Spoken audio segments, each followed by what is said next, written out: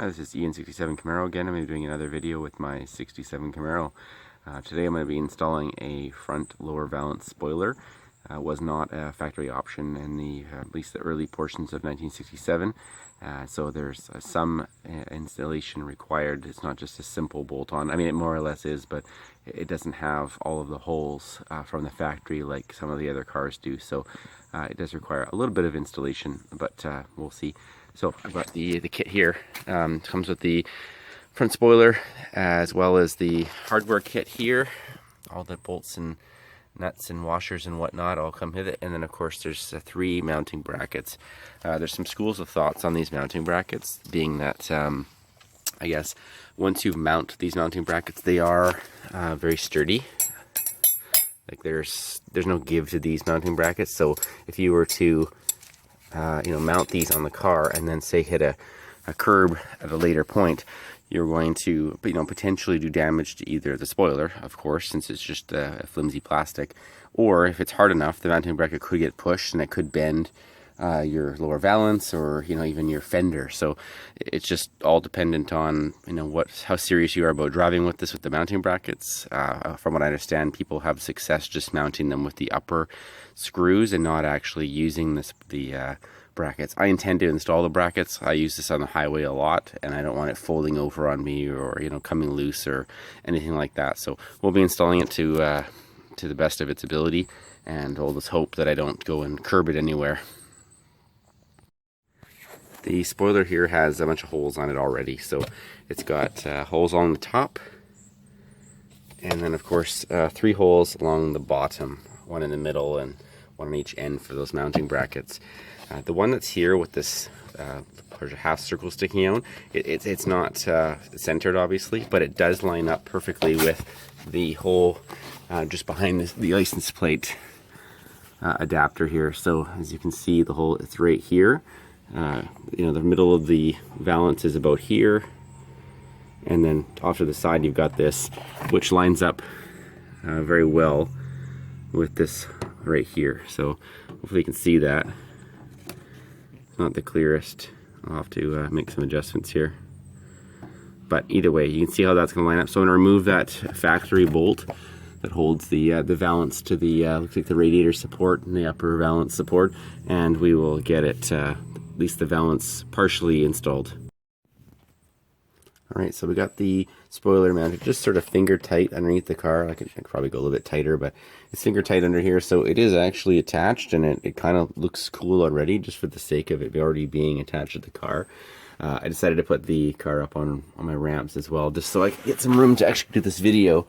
Totally not necessary based on how low it is, unless of course your car is really low, but so looking here, you can see now there's these holes going along the bottom of the spoiler that touches the lower valance that need to be put in. Now in this car, of course, there is no holes already, so I need to add holes. And the mounting hardware I got that comes with it, they're actually like a bolt with a washer that's a built-in, bolt with a nut that's got a built-in washer.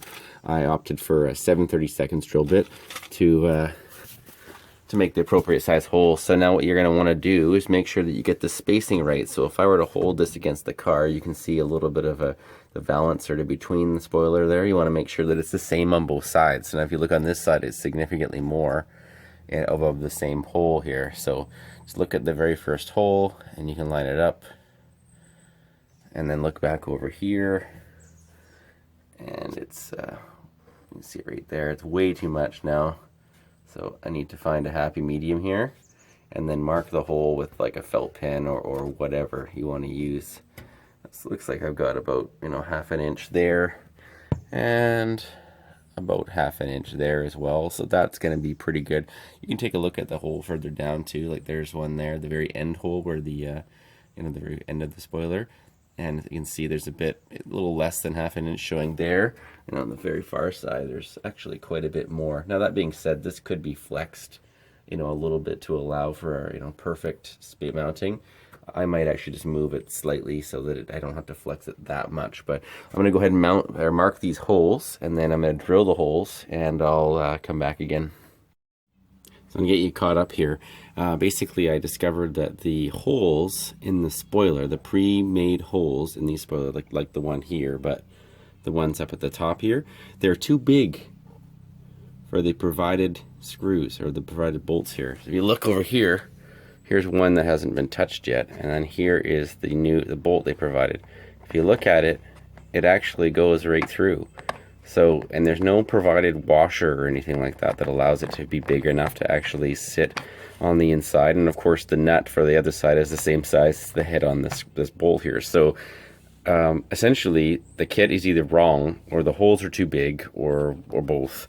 I'm not sure. I looked at the part numbers, I got the right stuff, so I'm not sure if it's that they're just poorly made, or what exactly it is. But either way, the workaround I'm going to use today is, let's write it down, is what I've done here, which is essentially using a larger nut and bolt. It just works out that I happen to have these. I mean, they're not perfect. They're like I think they're used, and they're a Robertson head with it just a larger nut on the other side, but they do cover the hole fine, and they're thicker, heavier grade than what's provided, so they probably will rust. It's not the greatest choice probably for what we've got here, but what can you do? For now, at the very least, it'll allow me to hook it all up, get it all the holes drilled properly, and then I can always turn around and buy the proper stuff after. It's just kind of silly you have to do this for what should be a very simple install. It turns around, you have to end up using different hardware, and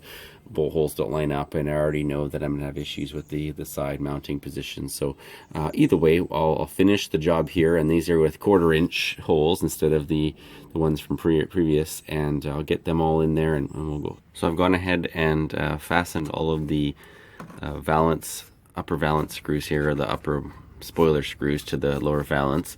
As you can see, all the way across, it's done, and it's pretty even. I'm pretty happy about it. And then I took the extra step of putting on the first brace. So my car, at the end of the front quarter panel, it did have a bolt hole already here. You can actually see it's like even indented all the way around just for this particular hole, which is great. That being said, it's a bit of an awkward angle. As you can see coming down here to the spoiler, there's actually an included hole there with the spoiler, but it didn't reach. There was no way for me to use that hole at any angle unless I wanted to really bend this thing back. I mean, you can see the difference. So it's not a lot of difference there, but it's enough that it's very challenging to be able to try to move that over. So I just made a new hole in the spoiler. I mean, you'll never be able to tell unless you crawl under the car, and really, it's not a show car, so I don't really care. But so you can see how I did that there. I just used the both sides, the included the shorter bolts with the lock washer and nut, and on both ends here, and it tightened up real good. It seems just the end of it at least is very solid. Driver's side brace has been installed. As you can see here, same idea. Once it's fastened, it's literally now like one with the car. I mean, obviously the weak point is the spoiler itself, with it being like a sort of a flexible plastic. But now with those braces in there, there's no way it's folding. I'm not actually sure it's required even a little bit to have the middle brace. It's the longer one. As you can see here, it's quite a longer piece of metal. It's going to go from the middle of the spoiler here right to like the sort of the frame support, right about there. And it actually works out well because there's a bit of a dip in the frame here so that you can get up and around with a nut or a socket wrench or something like that. So it's good. That being said, though, I'm not convinced it's needed, but I'm a big fan of unnecessary strength. So, and I'm not one to drive into curbs, and where I live here, there's not a lot of curbs. So all it's going to be is lining up the hole. I'm actually just going to fasten it to the spoiler first, with the end that just has a circle. I should mention that the ends that have just straight circles are the ones that attach to the spoiler. The other ends have more of an oval shape, and they'll be the ones that mount to the car so that you can sort of adjust the distance and whatnot. I guess technically you could do either end, but the angles of the bars work out that, in this case, the flat end, the straight end, is completely flat, and then the end attaching to the car is the other way around. So it's curved, so it's better to have, it's just obvious that the ovals do go to the car rather than to the spoiler. So I'm going to mount it to the spoiler first, find my spot on the car, I'm going to mark it, and then I'm going to drill it out. I'm going to have to probably use a little bit larger of a 1/4 drill bit, But I'll do that, and then I'll fasten it up with the included hardware. Works at least.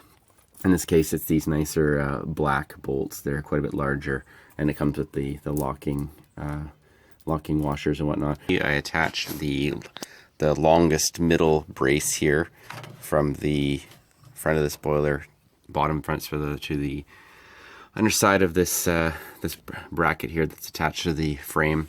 It's extremely solid where it is. Just be careful. Something I noticed, and you can probably see it here, is I kind of maybe over tightened this nut here on the spoiler, and it's actually starting to widen the hole. Like, it just separates the plastic. I mean, it's pretty obvious in hindsight, but just be aware about how tight these are. They don't need to be so tight that it's crushing the plastic underneath it. But other than that, it's rock solid. It does make sense, though, what people are saying as far as the alignment of the spoiler. You got this flat brace that goes across here. It is going to be what gets the brunt of the impact if you hit a curb. So just keep in mind that you have to be careful now with curbs, especially if you've got your car lowered, you have lower suspension, something like that. So there it is, the front spoiler attached to the car. You can take a look here. See, it lines up very nicely with the valance, nice and smooth. You can see the braces from the side there, both sides, and of course straight across the middle there. It turned out pretty well, despite that complication with the wrong hardware and wrong size holes. It makes me wonder if this was maybe, they used the generic kit for 67, 68, 69, and it's just like, fend for yourself if you end up having an issue.